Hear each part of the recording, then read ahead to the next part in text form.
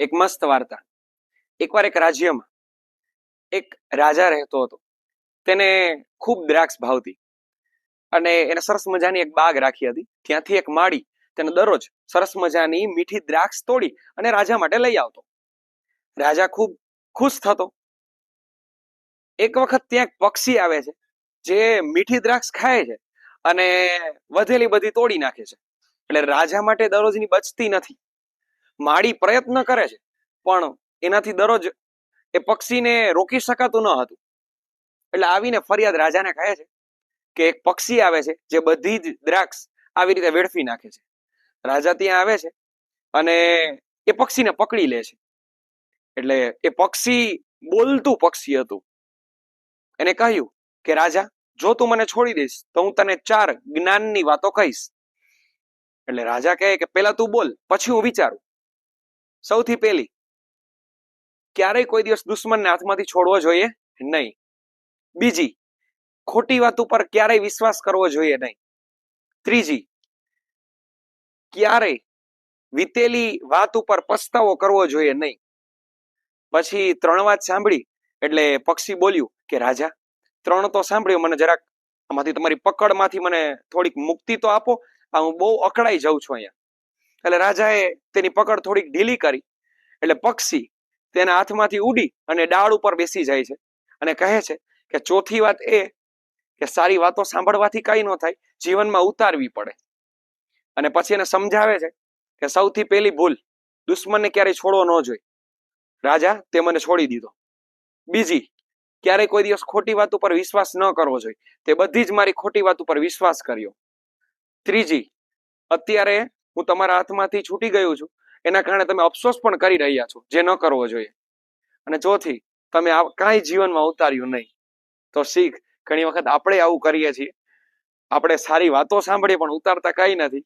તો ક્યારેક આપણી આ રાજા જેવી હાલત થશે. એક વખત એક ગાય જંગલમાં ઘાસ ચરી રહી હતી. એટલે એ સમય દરમિયાન ત્યાં સિંહ જોઈ જાય છે અને સિંહની પાછળ ભાગે છે. ગાય આગળ, સિંહ પાછળ. અને આગળ જતા એક કીચડ આવે છે. એ કીચડમાં ગાય અને સિંહ બંને ફસાઈ જાય છે. થોડી વાર પછી ગાય છે ને એ સિંહને પૂછે છે કે તારો કોઈ માલિક છે? એ કે ના. તો તું સૌથી મોટો મૂર્ખ છો. એ કે કેમ? એ કે મારો માલિક છે. પણ મૂર્ખ શા માટે? એ કે જો હું એ ફસાઈ છું, હમણાં મારો માલિક મને ગોતતો ગોતતો આવશે અને મને અહીંથી બચાવીને જતો રહેશે. તારું કોઈ માલિક જ નથી, તને કોણ બચાવશે? થોડી વાર પછી ગાયનો માલિક આવ્યો અને ગાયને બહાર કાઢી અને ત્યાંથી લઈ ગયો અને સિંહ ત્યાંનો ત્યાં જ પડ્યો રહ્યો. તો શીખ, જીવનમાં ગુરુ રૂપી કોઈ માલિક હોવા જરૂરી છે. નહીતર ખાલી સિંહ રૂપી આપણે થઈને ફરીએ તો એનો કોઈ અર્થ નથી. ગુરુ તો હોવા જ. એક વખત એક માછીમાર માછલી પકડતો હતો. એને ખૂબ સરસ કિંમતી માછલી મળી. એટલે જેવી માછલી મળી ત્યાંનો કોઈ એનો હેડ હશે, એ આવી અને કહે છે કે અહીંનો હું મુખિયા છું, આ માછલી મને આપી દે અને આના ઉપર મારો જ અધિકાર છે, કિંમતી વસ્તુ પર મારો જ અધિકાર હોય છે. એટલે પેલા વ્યક્તિએ કાંઈ ન કહ્યું, કારણ કે જબરદસ્તીથી લઈ ગયો હતો. દઈ દીધી, લઈ ગયા. પછી બીજે દિવસે પેલા વ્યક્તિને હાથમાં કઈ વાગ્યું અને મલમપટ્ટી કરી પણ ઠીક ન થયું. ડોક્ટર પાસે ગયા તો ડોક્ટરે કહ્યું કે આંગળી કાપવી પડશે. કઈ વાંધો નહીં, આંગળી કાપી નાખી. થોડા દિવસ થયા તો પણ ન મટ્યું. અડધો હાથ કાપવો પડ્યો તો પણ ન મટ્યું. પછી ડોક્ટરે કહ્યું કે અહીંયા સુધીનો પોણો હાથ કાપી નાખવો પડશે. તો પણ એ જે એનો હાથ ખરાબ થતો હતો એ ચાલુ જ રહ્યો. છેલ્લે એને આખો હાથ કાપવો પડ્યો. ડોક્ટર થોડા ધાર્મિક હતા એટલે એને કહ્યું કે તે આ હાથે કોઈ એવું કામ કર્યું છે જે ન કરવા યોગ્ય હોય? તો પેલો માણસ કે હા. તો હવે એક કામ કર, એ માણસ પાસે જા અને માફી માંગ. પેલા માણસ પાસે જાય છે, માછીમાર પાસે, અને માફી માંગે છે અને કહે છે કે એવું શું કર્યું કે જેના કારણે મારે આટલી સજા ભોગવવી પડી? ત્યારે પેલો માછીમાર કહે છે કે બસ મેં તો કાંઈ નથી કર્યું. મેં ઉપરવાળાને ખાલી એટલી જ પ્રાર્થના કરી કે આજે આ માણસે એની શક્તિ મને બતાવી છે, હવે તું તારી શક્તિ આને બતાવ. તો શીખ, જેવું કરો તેવું ભરો. એક વખત ભગવાન બુદ્ધ પોતાના આનંદ નામના શિષ્યને કહે છે કે તું ઝરણામાંથી પાણી ભરીને આવ પીવા માટે. જાય છે. જેવા પાણી ભરવા જાય છે ને ત્યાં એક બળદગાડું નીકળે છે અને પાણી બધું ગંદુ કરી નાખે છે. એટલે પાણી પછી ભરતા નથી અને આવી બધી ભગવાન બુદ્ધને વાત કરે છે. ભગવાન કહે છે નહીં, મારે એ જ પાણી પીવું છે, તું જા, મોકલ્યો. પણ પાણી ગંદુ તો કેમ ભરે સ્વામી માટે? 3-4 વખત ધક્કા ખવડાવ્યા. 5મી વખત ફરી પાછું આવું જ કહ્યું કે તું જા અને પાણી ભરીને આવ. જાય છે ત્યારે આશ્ચર્યચકિત થઈ જાય છે, કારણ કે પાણી સાવ ચોખ્ખું થઈ ગયું હતું, કાચની માફક. એટલે પાણી ભરી લીધું, આવી અને ભગવાન બુદ્ધને આખી ઘટના કહી. એટલે ભગવાને કહ્યું કે તે ધીરજ રાખીને એટલે પાણીનું જે ડોહળાપણું હતું એ બધું નીકળી ગયું.